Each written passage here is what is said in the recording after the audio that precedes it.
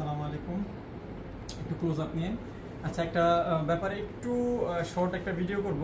এটা হচ্ছে H paint নিয়ে। মানে এইচ পেন্ট তো দুই রকম হয় আমরা জানি। একটা হচ্ছে আমাদের ভেজিটেবল ট্যানের যে হ্যান্ডমেড কাজগুলি আমরা করি ওটাতে কিন্তু এইচ পেন্ট হয় না, ওটা তো এইচ ফিনিশ।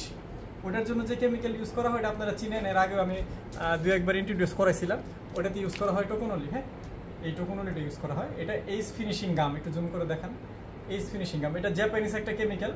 এটা লেদার গুডসের হ্যান্ডমেড ভেজিটেবল ট্যান, যেগুলি শক্ত চামড়া, যেগুলির মধ্যে ট্যানিংটা একটু স্টিফ ট্যানিং, ওইটার শাইনি করার জন্য করা হয়। এটার জন্য আলাদা ভিডিও করার কথা ছিল, আমি সময়ের জন্য করতে পারি নাই, সরি। এইটা এখন যেটা দেখাবো এটা হচ্ছে ধরেন এস কালার।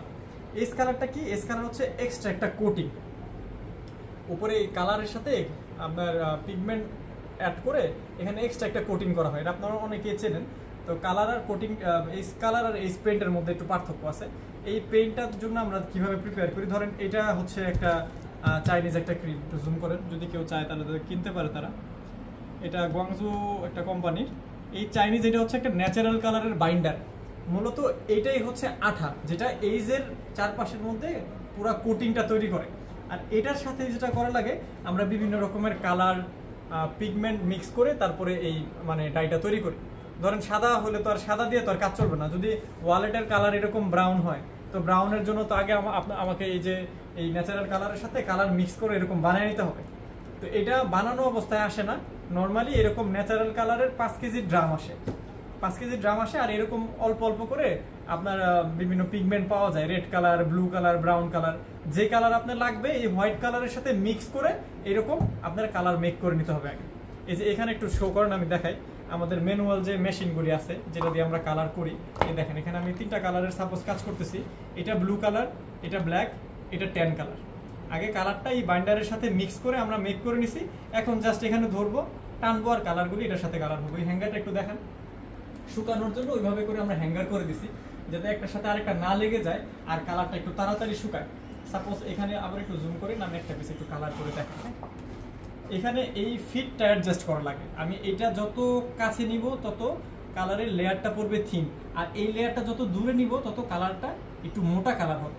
ধরুন আমি এটা মিডিয়াম করে, এই যে ধরুন এটা এক টান দিয়ে আমি স্যান্ড পেপার দিয়ে ঘষে নিচ্ছি। আরেকটা ব্যাপার, স্যান্ড পেপারটা বেশ ইম্পর্টেন্ট। এই যে সিরিজ কাগজ, ঠিক আছে, এটা বিভিন্ন গ্রিডের পাওয়া যায়, মোটা থেকে চিকন। আগে মোটাটা ধরুন যে 320 দিয়ে আগে আমরা এই স্যান্ডিং করে নিছি, এটা 320, তারপরে এক টান কালার হয়েছে। এখন আবার এই চিকনটা দিয়ে ঘষা হয়েছে, ঠিক আছে। এখন এটা মেবি আরো বেশি, এটা 135 যে বলে, এটা দিয়ে একটু ঘষা হয়েছে। এখন আবার সেকেন্ড কোটিংটা দিব, এখন দিলে কালারটা সুন্দর হবে।